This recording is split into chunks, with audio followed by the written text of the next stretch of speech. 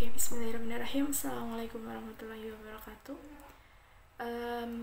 Perkenalkan, nama saya Laili Nur Alfiah dari kelas TBIA NIM 204190020.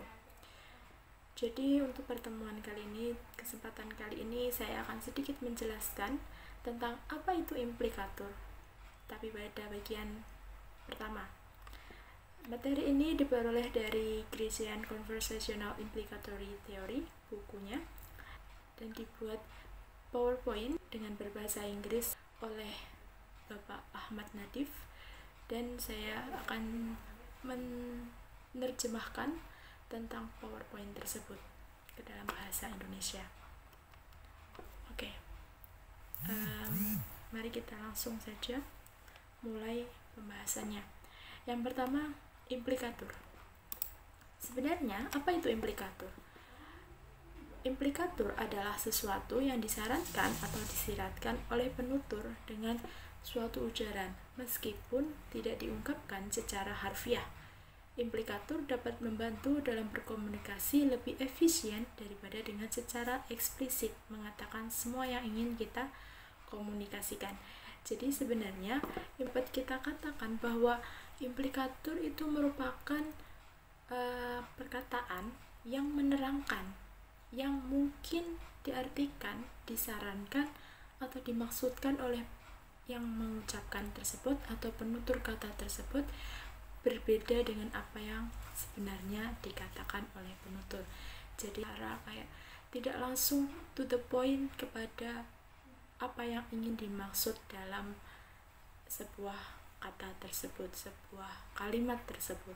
Dengar itu mungkin sedikit harus berpikir jika yang pendengar yang diajak bicara itu tidak sepemikiran dengan si penutur kata. Tapi jika si penutur kata itu dapat sekooperatif dengan pendengar, mungkin saja si implikatur ini dapat berjalan dengan lancar. Jadi sekali lagi bahwa implikatur itu merupakan ujaran yang menyiratkan sesuatu yang berbeda dengan yang sebenarnya diucapkan. Nah, implikatur ini ada maksud, keinginan, dan ungkapan hati yang tersembunyi. Itu key point-nya. Itu ujaran yang dapat dikatakan sebagai implikatur, itu mengucapkan maksud, keinginan itu secara tersembunyi, secara tidak langsung, seperti itu. Next, selanjutnya. Nah, sebelum kita ke implikatur percakapan, kita beri contoh untuk implikatur ini biar lebih memahaminya. Satu contoh saja untuk penjelasan tentang implikatur ini. Ada A dan B berdialog. Si A mengucapkan seperti ini. Apakah kamu akan mengundangkan dasi itu? Si B menjawab, iya. Nah, maksud dari si A ini bukan seperti kalimat tanya biasa, tapi mungkin itu menyiratkan tentang bahwa dasi itu tidak cocok, tidak pas untuk pakaian kamu hari ini, pakaian si B hari ini. Jadi si A berusaha untuk membuat si B itu mau introspeksi diri, sehingga apa yang diucapkan itu seperti itu. Apakah kamu akan menggunakan dasi itu hari ini? Nah, seperti itu. Jadi itu sebuah kalimat implikatur atau kalimat yang mengucapkan ada hal yang tersembunyi dalam ucapan tersebut. Jadi seperti sindiran, tapi tidak secara langsung, tidak secara to the point dalam negatif kalimat. Ada dua jenis tipe dari implikatur. Yang pertama adalah implikatur konvensional dan yang kedua adalah implikatur percakapan. Tapi untuk kali ini saya akan menjelaskan implikatur percakapan. Akan lebih baik bahwa saya akan sedikit menjelaskan tentang implikatur konvensional secara garis besarnya saja. Nah, implikatur konvensional itu adalah implikatur yang ditentukan oleh arti konvensional kata-kata yang dipakai. Maksudnya, pengertiannya yang bersifat umum. Semua orang umumnya sudah mengetahui tentang maksud atau pengertian dari hal tersebut, dari ucapan tersebut. Sebagai contoh, Rina itu putri Solo, jadi ia luas. Nah, kata-kata Solo dan luas ini sudah menjadi ilmu pengetahuan umum, sudah jadi sebuah informasi umum di mana bahwa orang-orang Solo sudah dikenal dengan layak umum bahwa orang-orang Solo itu luas, lemah lembut. Jadi kalimat Rina itu putri Solo, jadi ia luas. Nah, luas dan Solo itu tidak bisa dipisahkan, seperti itu. Jadi implikatur konvensional itu lebih bersifat umum. Selanjutnya adalah implikatur percakapan. Nah, ada konsep implikatur percakapan yang dibenarkan oleh filsuf Inggris atau Paul Grice pada tahun 1975. Grice membedakan implikatur percakapan yang muncul karena penutur diharapkan menghormati aturan umum percakapan dan implikatur konvensional yang terlihat pada kata-kata tertentu seperti tetapi atau oleh karena itu. Seperti tadi, contoh dari konvensional adalah Rina putri Solo. Nah, oleh karena itu atau jadi itu ia luas, seperti itu. Nah, untuk implikatur percakapan didefinisikan sebagai setiap makna atau proposisi yang diungkapkan secara implisit oleh pembicara dalam ucapannya dari sebuah kalimat yang dimaksudkan tanpa menjadi bagian dari apa yang dikatakan dalam arti yang ketat. Jadi implikatur ini dihasilkan karena tuntutan dari suatu konteks pembicaraan tertentu. Nah, makna dan pengertiannya lebih bervariasi. Pasalnya, pemahaman terhadap hal yang dimaksudkan sangat bergantung pada konteks percakapan. Jadi, implikatur ini memiliki makna temporer, yaitu makna itu berarti hanya ketika terjadi suatu percakapan tersebut terjadi dalam konteks tersebut. Next. Nah, atas dasar bahwa seseorang pembicara dan pendengar bekerja sama dan bertujuan untuk menjadi relevan, seorang pembicara dapat menyiratkan suatu makna secara implisit, yakin bahwa pendengar akan mengerti. Jadi seperti yang saya bilang tadi bahwa harus ada hubungan antara pendengar dan pembicara atau yang mengutarakan, itu harus ada kesinambungan. Seperti ini contohnya. Apakah Anda menonton program ini? Si implikatur percakapan yang mungkin dari contoh tersebut adalah program yang membuat saya bosan. Bisakah kita mematikan televisi atau bisakah kita mengganti channel TV-nya? Seperti itu. Selanjutnya untuk contoh yang lain. Si A dalam dialog, John memakan beberapa kue. Si B, saya pikir dia akan melakukannya beberapa banyak yang tersisa. Saya pikir dia akan melakukannya. Berapa banyak yang tersisa? Si A, bahkan dia memakan semua kue. Nah, seperti itu. Jadi sekali lagi, implikatur percakapan adalah apa yang dikomunikasikan, disampaikan, dimaksudkan, dikurangi apa yang dikatakan, itu melampaui dan di atas dan kadang-kadang berbeda dari apa yang dikatakan. Ini mewakili hubungan antara pembicara dan proposisi yang dihasilkan oleh pembicara. Itu berdasarkan logika percakapan. Selanjutnya adalah prinsip kerjasama. Grice mengusulkan agar peserta dalam pertukaran komunikatif dipandu oleh prinsip yang menentukan cara bahasa digunakan dengan efisiensi dan efek maksimum untuk mencapai komunikasi yang rasional. Dia menyebutnya prinsip kooperasi, prinsip kerjasama. Itu sama. Jadi, membuat kontribusi percakapan Anda seperti yang diperlukan pada tahap di mana hal itu terjadi dengan tujuan atau arah yang diterima dari pertukaran pembicaraan di mana Anda terlibat. Next, maksim percakapan. Nah, prinsip kerjasama adalah istilah umum untuk 9 komponen yang memandu cara kita berkomunikasi.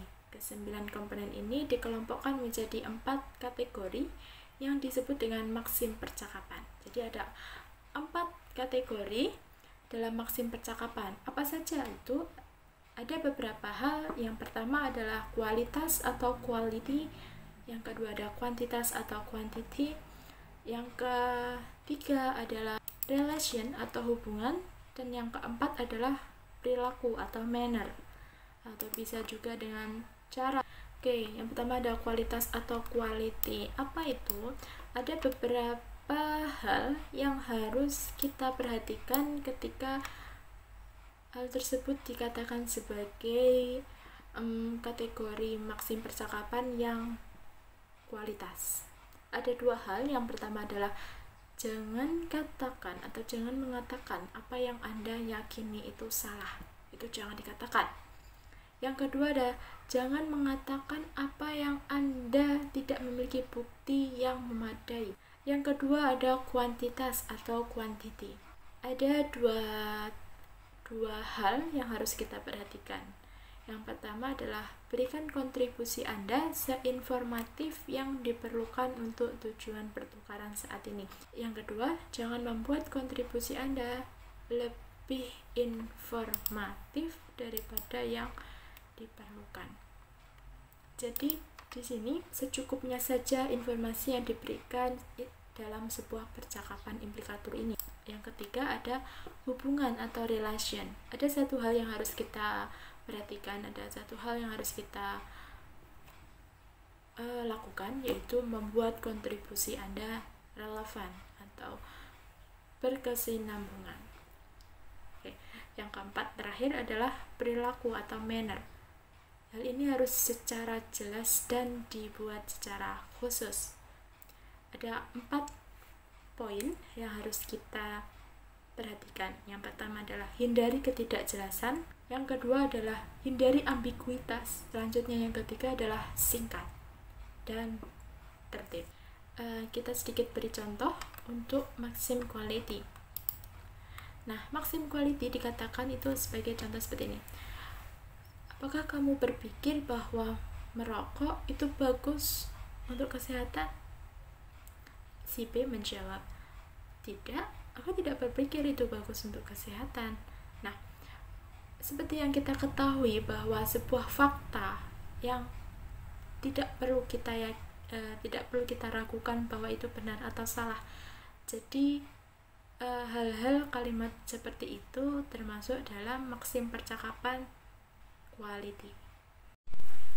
Oke, selanjutnya saya akan memberikan sebuah contoh untuk kategori yang quantity.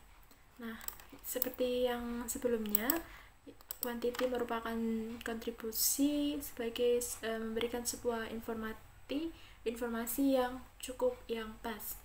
Contohnya seperti ini. Apakah kamu di kantor? Kata si A. Dan B menjawab, ya, aku lagi di kantor. Kamu akan melihatku di lantai 12, ruangan lantai 12. Nah, sebuah informasi yang cukup seperti, ya aku lagi di kantor, kamu bisa melihatku, itu sebuah keyakinan, sebuah bukti bahwa dia itu memang berada di kantor, dan informasi yang diberikan dari si B itu si B itu berada di lantai nomor 12. Seperti itu. Nah, untuk selanjutnya yaitu maksim percakapan dari kategori relation atau hubungan. Nah, satu poin yang harus diperhatikan adalah Anda harus relevan. Sebuah percakapan itu harus relevan, seperti why do you learn English? Kenapa kamu belajar bahasa Inggris? Otomatis si pendengar atau si responnya, ya aku belajar bahasa Inggris karena itu merupakan hobiku. Ini tidak akan menjadi relevan jika si B itu menjawab dengan jawaban, ya karena itu pelajaran yang tidak aku sukai. Nah, kenapa pelajaran tidak disukai itu harus dipelajari? Nah, seperti itu. Itu menjadi yang tidak percakapan atau sebuah maksim percakapan yang tidak relevan. Selanjutnya yang terakhir adalah manner atau perilaku. Nah, dalam perilaku ini seperti yang saya jelaskan tadi, harus jelas dan spesifik atau secara khusus. Sebagai contoh seperti ini. Ada sebuah dialog A dan B. A mengatakan bahwa, apa yang kamu pikirkan tentang Rina? Well, Rina, aku suka Rina. Dia memiliki mata yang indah. Dia memiliki hidung yang mancung, seperti itu. Nah, itu merupakan sebuah kalimat yang jelas dan khusus.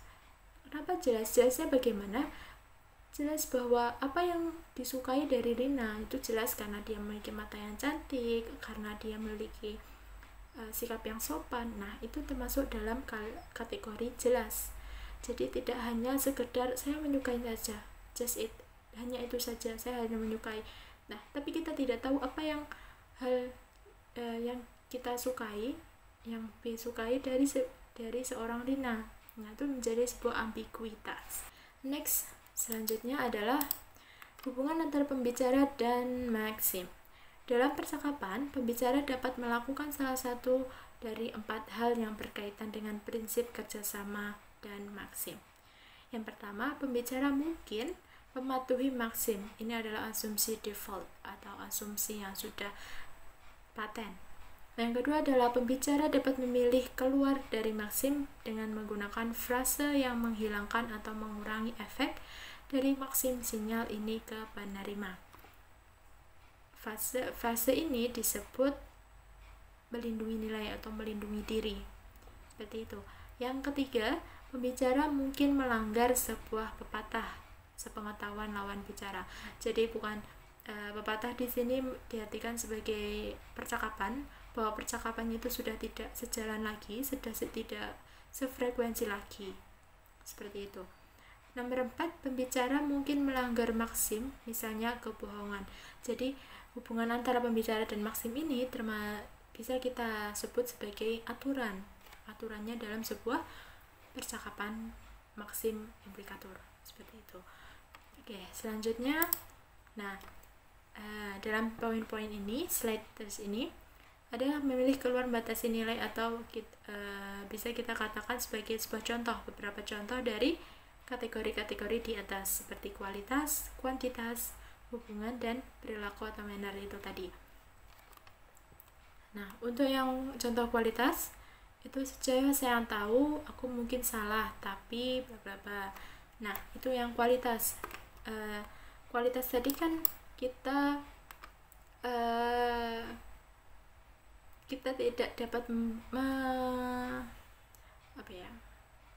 tidak boleh salah apa yang sudah dipercaya, seperti itu.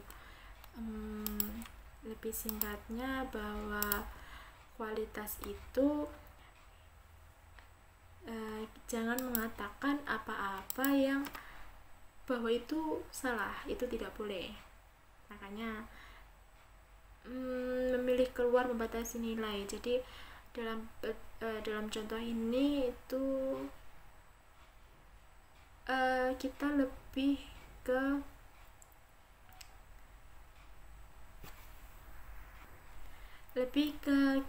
kita tidak boleh sampai membatasi aturan-aturan poin-poin yang ada di slide sebelumnya. Seperti yang kualitas tadi, tidak boleh mengutarakan sebuah hal yang tidak jelas, tidak sesuai fakta. Nah, seperti itu. Seperti yang jumlah, seperti yang mungkin Anda ketahui, bla bla bla. Kalau hubungan omong-omong, bla bla bla, dan perilaku, saya tidak yakin apakah ini jelas, tapi bla bla bla. Gitu. Selanjutnya, melanggar dan menghina maksim atau violating dan flouting maksim. Nah, untuk yang melanggar ini ada sebuah contoh. Anak laki-laki telah bermain game selama berjam-jam ketika ibunya bertanya, apakah kamu belajar sepanjang hari? Anak tersebut mengatakan, ya saya sudah belajar sampai sekarang. Nah, hal ini termasuk dalam melanggar atau violating. Nah, violating ini merupakan hal yang seperti, nah, dalam violation maxim atau violating maxim ini atau yang melanggar, nah, dalam sebuah kejadian yang nyata, sebuah kejadian yang sebenarnya itu adalah anak laki-laki tersebut telah bermain game sepanjang hari. Nah, ketika ibunya bertanya, apakah kamu belajar kamu belajar sepanjang hari? Ketika anak menjawab, ya saya sudah belajar sepanjang hari sampai sekarang. Itu merupakan sebuah melanggar karena kategori violation maxim ini ketika itu tidak mengetahui apa yang sebenarnya terjadi dan hanya paham dengan apa yang dimaksudkan dalam sebuah kata tersebut, seperti itu. Jadi mungkin ini sedikit ada kebohongan, makanya ini dinamakan dengan violation maxim atau melanggar dari sebuah maksim. Yang kedua adalah floating maxim atau menghina, tentang penghinaan, seperti itu. Ketika di sini ada sebuah contoh bahwa guru kepada siswa yang datang terlambat lebih dari 10 menit ke pertemuan di dalam kelas atau disebut ketika ada mata pelajaran yang sedang berlangsung. Ketika guru mengatakan, wah, Anda orang yang tepat waktu, selamat datang di kelas. Nah, itu sebuah sindiran, itu sebuah penghinaan kepada murid tersebut. Oleh karena itu si murid mengatakan, maaf Pak, itu tidak akan terjadi lagi. Nah, ini termasuk dalam kalimat penghinaan dalam maksim. Kenapa? Karena ketika guru itu menghina murid tersebut untuk ketika si murid telat dalam ketika masuk kelas. Jadi sebuah floating maxim ini atau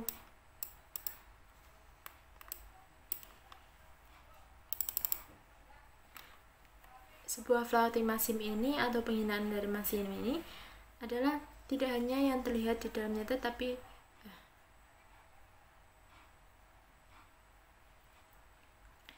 jadi untuk kasus dalam penghinaan maxim ini yaitu atau menghina maxim atau melanggar maxim juga, itu untuk mempersuade atau membujuk pendengar untuk mengatakan hidden meaning atau maksud tersembunyi dari kenyataannya. Jadi dari behind the scene-nya, dari sebuah ucapan yang kenyataannya, seperti itu. Jadi ketika seperti contoh tadi, ketika guru mengatakan hal seperti itu ada sebuah makna tersembunyi bahwa si murid itu telah melanggar sebuah aturan karena terlambat lebih dari 10 menit. Oke, next selanjutnya adalah implikator percakapan. Ini adalah implikator percakapan yang muncul dari mengamati maksim dan mengikuti prinsip kerjasama. Oke, sebelum kita pergi terlalu jauh tentang maksim, sebenarnya maksim itu merupakan rules to know whether the speaker can be cooperative or not. Jadi sebuah aturan untuk mengetahui bahwa apakah pembicara atau penutur kata itu dapat kooperatif, dapat bekerja sama atau tidak ketika dia berkontribusi memberikan informasi di dalam sebuah percakapan. Jadi tidak hanya penutur kata, tapi juga pendengar ketika menuturkan kata itu dapat, di antara keduanya dapat bekerja sama atau tidak, seperti itu. Oke, selanjut implikator percakapan. Ini adalah implikator percakapan yang muncul dari mengamati maksim dan mengikuti prinsip kerja sama, seperti yang tertera dalam slide. Kualitas, contohnya adalah John meninggal minggu lalu. Nah, pembicara percaya bahwa Yohanes meninggal sebelum minggu atau sebelumnya dan memiliki bukti yang cukup bahwa dia melakukannya karena memang sudah meninggal, seperti itu. Yang kedua atau jumlah. Nah, Itu yang sebentar, untuk yang kualitas itu kenapa dikatakan kualitas untuk John meninggal minggu lalu, karena itu sebuah fakta dan itu jelas tidak mungkin salah, seperti itu. Untuk yang jumlah, John memiliki 6 mobil. Nah, implikatornya kenapa John memiliki paling banyak 6 mobil, seperti itu. Nah, selanjutnya adalah hubungan. Kalau hubungan seperti ini, dalam dialog A, jam berapa? Dan si B menjawab, museumnya belum dibuka. Nah, implikatornya bagaimana? Setidaknya sebelum museum biasanya terbuka, sebelumnya museumnya belum terbuka, seperti itu, karena masih jam 7 atau jam setengah 8, sedangkan museum bukanya itu paling enggak jam 8 ya, contoh seperti itulah. Selanjutnya ada perilaku. John mencuci tangannya dan makan siang. Nah, ini implikatornya adalah John pertama-tama mencuci tangannya dan kemudian memakan siangnya, seperti itu. Makanya dengan implikatornya adalah John mencuci tangannya dan makan siang. Implikatornya ketika sebelum makan siang dia si John ini memakan makanan siangnya, si John mencuci tangan terlebih dahulu, seperti itu. Next, selanjutnya adalah implikator percakapan. Ini belakang muncul dari pelanggaran ya, tapi tidak mengikuti prinsip kerja sama. Kalau yang tadi itu mengikuti prinsip kerja sama, kalau yang ini tidak mengikuti prinsip kerja sama. Untuk kualitas, contohnya adalah kamu sangat pintar. Nah, implikator dalam hal ini adalah dalam kondisi tertentu itu menyeratkan bahwa Anda tidak pintar sama sekali. Jadi sebuah sindiran, ketika kita mengatakan hal tersebut padahal nyatanya tidak, seperti itu. Nah, selanjutnya adalah jumlah. Itu selanjutnya adalah jumlah. Seperti contoh, Ibu, apakah pekerjaan rumahmu sudah selesai? Ketika Ted mengatakan bahwa saya telah menyelesaikan aljabar saya. Nah, implikatornya adalah saya belum menyelesaikan bahasa Inggris. Kenapa? Karena mungkin saja pekerjaan rumahnya si Ted itu ada banyak selain aljabar, seperti itu. Terus setelah itu ibu mengatakan bahwa oke, sibuklah dan selesaikan bahasa Inggrismu juga. Nah, karena ibu mengatakan hal tersebut, berarti itu implikator yang terjadi adalah seperti yang saya katakan tadi, si Ted itu sebelum menyelesaikan pekerjaan rumah bahasa Inggris, seperti itu. Selanjutnya ada hubungan. Nah, dalam sebuah percakapan John dan Mary, John mengatakan Susan terkadang bisa menjadi seperti sapi. Mary, oh hari yang indah hari ini. Nah, implikatornya kenapa seseorang tidak boleh berbicara buruk tentang orang di belakang mereka. Itu sama saja seperti dalam Islam itu namanya ghibah, dan itu tidak boleh. Selanjutnya adalah perilaku. Ketika ayah dan anak berbicara, ayah mengatakan bahwa siapa yang memecahkan vas itu, anak mengatakan itu salah satu dari 3 anak Anda. Nah, implikator ini saya tidak ingin memberitahu Anda tentang hal itu. Jadi dalam implikator ini dapat menyembunyikan sebuah fakta ketika perilaku tersebut. Jadi ya seperti itu. Nah, untuk yang F ini atau false, ini implikator yang tidak mengikuti prinsip kerjasama itu, jadi tidak ada sebuah korelasi, sebuah kooperatif kerjasama yang dimunculkan dalam sebuah percakapan tersebut. Baiklah, akhirnya kita sampai juga pada penjelasan terakhir tadi tentang implikator yang tidak mengikuti prinsip kerjasama. Akhir kata, bila ada salahnya saya mohon maaf. Bila ada salah informasi, salah menjelaskan yang saya jelaskan, saya mohon maaf. Bila taufiq wal hidayah, waridho wal inayah. Wassalamualaikum warahmatullahi wabarakatuh.